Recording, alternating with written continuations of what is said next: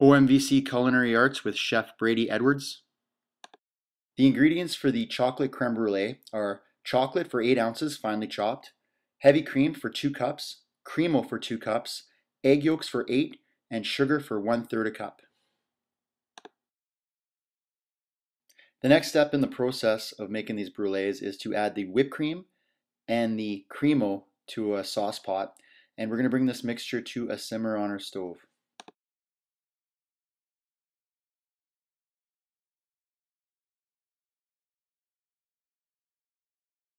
While the cream is coming to a simmer, the next step is to grab a large bowl, add your egg yolks and your sugar.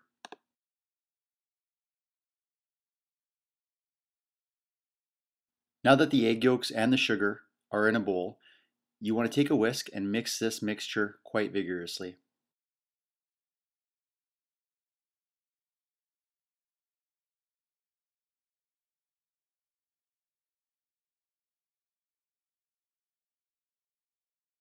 Now that the cream has reached a simmer, we are going to turn the heat off and add our chocolate.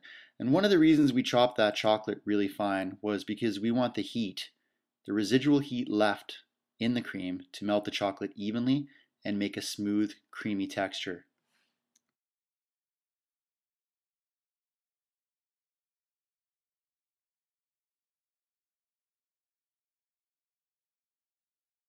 Okay, now Brady's finished adding the chocolate. It looks like a smooth texture, no lumps of chocolate, which is what we're looking for. Now we're going to take this mixture back to our egg yolk and sugar mixture.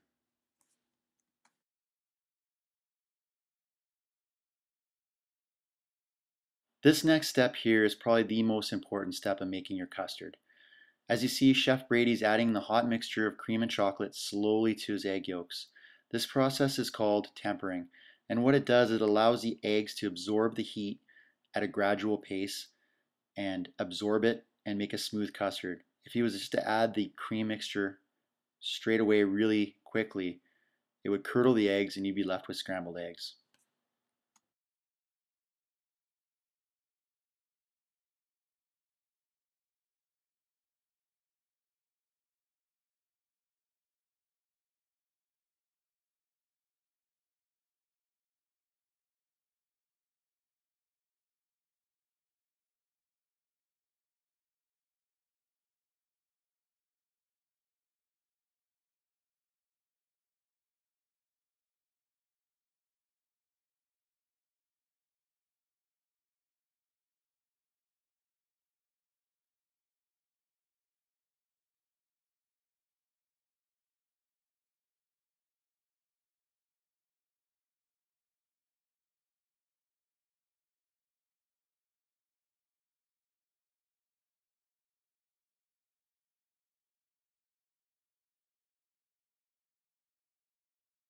The next step in the process of making these brulees, and equally important to tempering the egg yolks, is straining the mixture. Even though the chef has tempered the egg yolks properly, there always tends to be a little egg yolk remaining that had coagulated. So you have to strain the mixture through a fine mesh strainer, which, as you see here, there's still a little bit of that egg yolk in there that's coagulated. And because we want to make a really smooth, creamy textured custard, that has to be removed. After this step is done, the mixture is now ready to be portioned into your cups. You want to be using some sort of a ramekin, depending on the size you'd like. We're going with about a 6-ounce coffee cup here, fluid ounce coffee cup.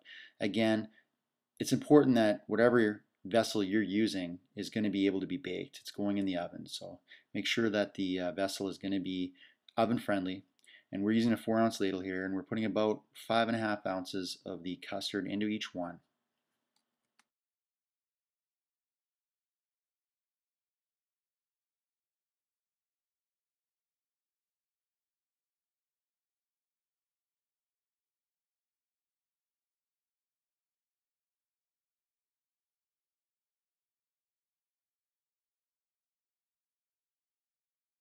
The next step is to add water to the pan, making what's called a water bath.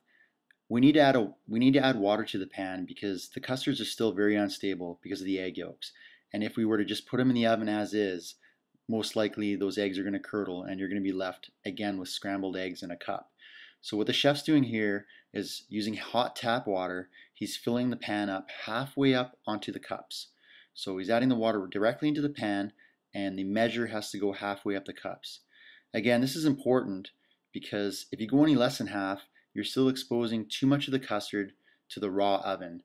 And again, half your custard or the majority would curdle. So it's important that you're using hot water, the hottest your tap will go, and you're going halfway up in the cups.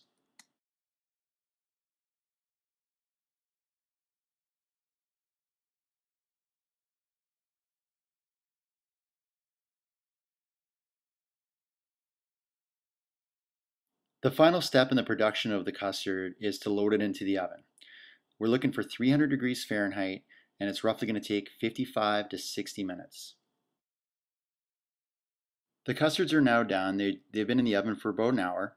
We've taken them out, and you're going to want to chill them. And as you see here, the custard is set, and it's a nice smooth consistency, almost like a pudding.